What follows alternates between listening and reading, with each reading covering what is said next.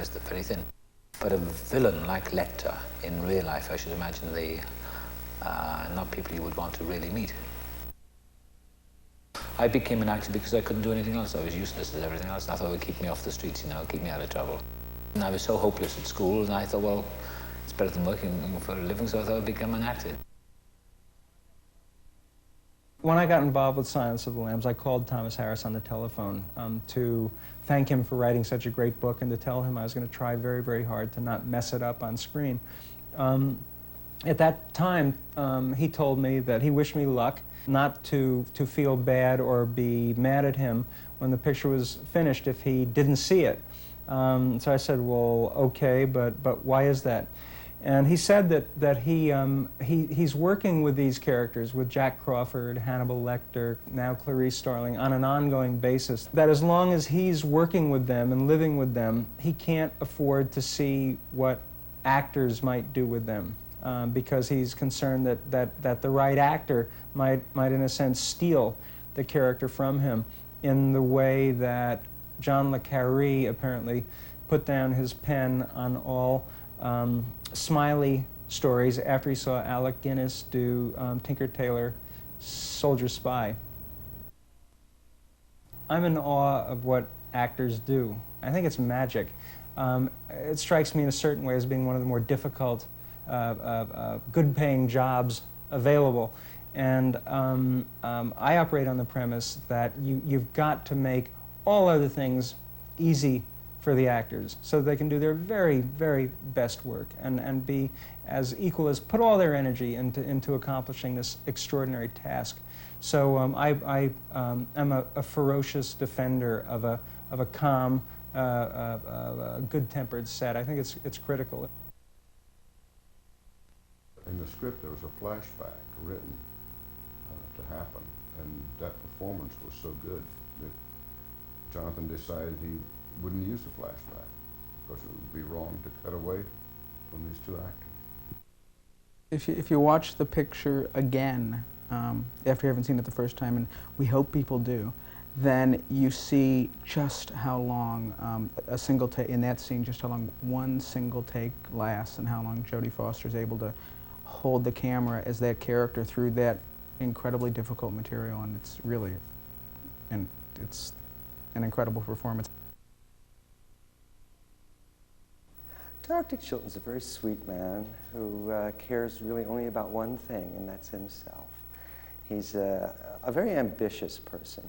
I don't know if it's in the script at all, but I don't think he's a medical doctor. I think he's probably took some psychology courses and got a PhD at some third-rate school in management or hotel and restaurant administration or something. He's called Dr. Chilton, but he's definitely more concerned with public relations.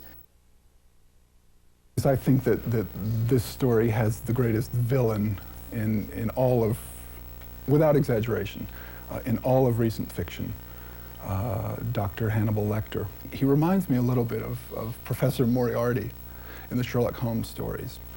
Sherlock Holmes' great rival. He's brilliant. He's smarter than anybody else in the story, and he's smarter than anyone you've ever met in your life. And he says astonishing things. He has great insight into human psychology. He's witty. And yet you put all of that together, and he's also a monster.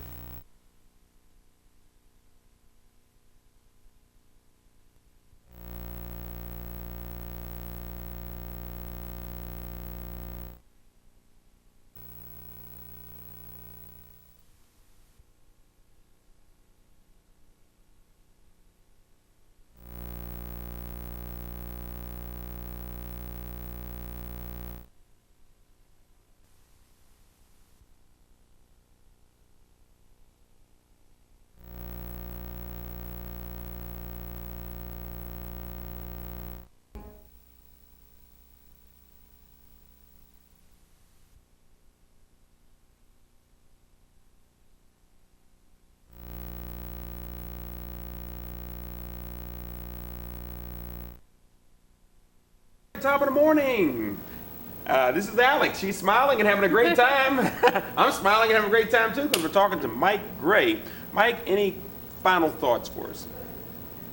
Just that one of the real pleasures for me, and I've got to say this, yes, you asked are there any, there are a continuing series of exciting things that happen, and one of the most exciting recently, to me, was being named to the board of Community Media Baltimore City, Channel 75. And why is that exciting? Because I think there is a wonderful opportunity to give a voice to the people of this city. This is a city with a fabulous history of creativity, of ideas, of mavericks, of culture, of literature, of craziness. Absolutely. And all of that, it's open sesame. And I think one of the things that we on the board are going to do is how can we create awareness of the terrific programming,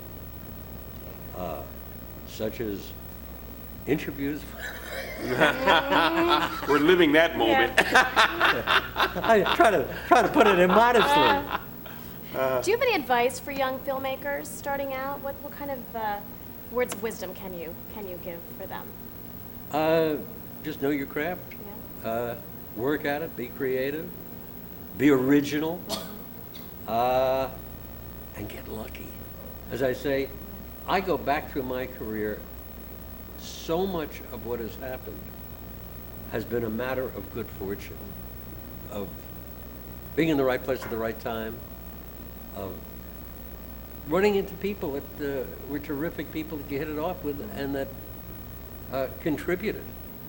That's really, it's about people. It's about the people you meet, the people you know, the people you respect, and the people you help along the way. And that is truly one of the great joys. Well, you've been a big help to us today on Top of the Morning.